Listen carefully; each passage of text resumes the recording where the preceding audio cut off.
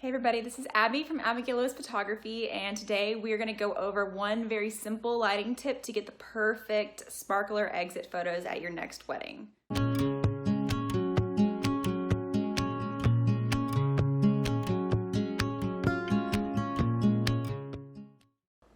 Alright, so the first thing that you need to know is that in my ideal exit sparkler lighting situation, I would be using at least 2 off-camera lights. And I know that sounds complicated, but it's actually pretty easy. I tend to use video lights, especially because sparklers give off a lot of light. And if you're using a direct flash and sometimes even a bounce flash, it can basically make the sparklers look just like tiny little lights, and you want to let those illuminate and like make the whole image feel well lit, as opposed to like shining a super bright flash directly onto it. So this is the main light that I use. It's really small.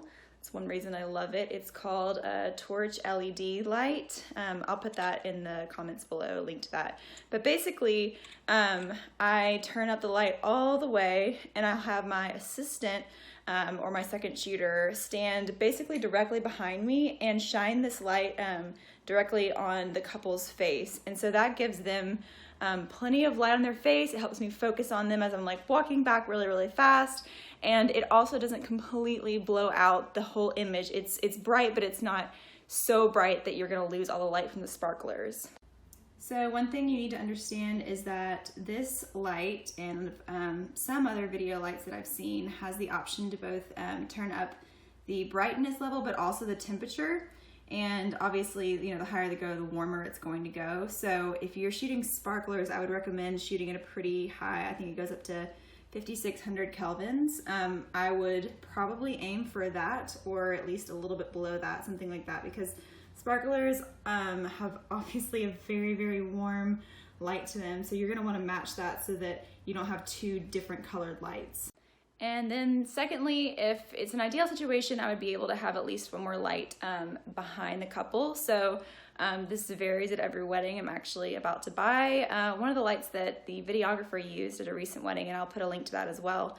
But basically, it's really great to have some sort of light coming from behind them, something hopefully that can be up on a stand so that you don't have to have another person holding a light behind. But if that were the case, I would also feel comfortable to just tell a guest, hey, would you mind holding this light and your sparkler, and just having them, you know, they don't have to do anything fancy, but basically just have some light coming in from behind them. And in the image that I'll show you, there was a ton of smoke from the sparklers, which happens pretty often, and you wouldn't really see that very well if you were shining just one light on their face, but because you have this backlight, it's catching all of the smoke too, which makes it feel even more epic. All right, so here's the image that I was referring to from a wedding last weekend where I did this exact technique. So basically I had my second shooter standing right behind me and shining. I told her to aim the light for right in the middle in between them, just so it didn't get a little off balance. Sometimes you'll notice in an image if they accidentally aim at the wrong direction, you'll get, they won't look quite as good. Their skin tone will look a little more like this.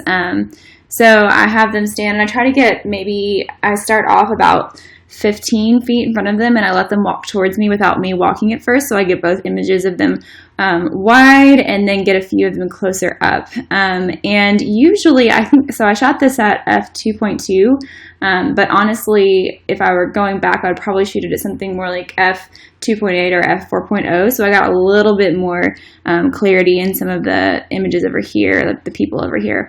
But, you know, that will do. And then it was at ISO 1000, which is pretty high. You know, if you were to have a very, very, very powerful light, you might could go closer to like 800 or 400 ISO. And then we had the light, the videographer actually had it on a stand. I think you can see it. I'll edit that out later, obviously. But the stand with the light facing them that catches basically all the smoke. And so that's pretty much it. This is barely edited. But basically I had the warmth up on the light so that it matched the warmth of all of the sparklers over here, and just walked backwards with my second shooter. It's a good way to make sure you get the focus every time, the flash doesn't misfire, anything like that, because it's just a constant light source. And we followed them, and this was a little bit closer shot, so it's a little bit harsher light on their face, and everyone else in the background is a little bit more blurred. And you get all the fun lights, and you still see the sparklers. They feel similar to what they felt like when they were there, instead of completely shining those out with a really strong direct flash. And then the great thing about this video light is that you can follow them into the car really easily and have some great side lights. So I had my second shooter stand over in this direction on the side of the car and shine the light into the car, and I jumped really fast into the front seat and got images of them in the back of the car. And then there was one more, so I basically had her follow me on the side of the car and shine the light in through the front of the car, and that way you get these really classic, beautiful images that are easy to focus and not just like direct flash on the couple. And that's about it. And there you have it. That's how I do my 1 or 2 light setup at Sparkler Exits. If you're looking for more tips like this, make sure you subscribe to the email list. The link will be right at the top below here. And make sure you subscribe to my channel. Thanks, guys. Bye.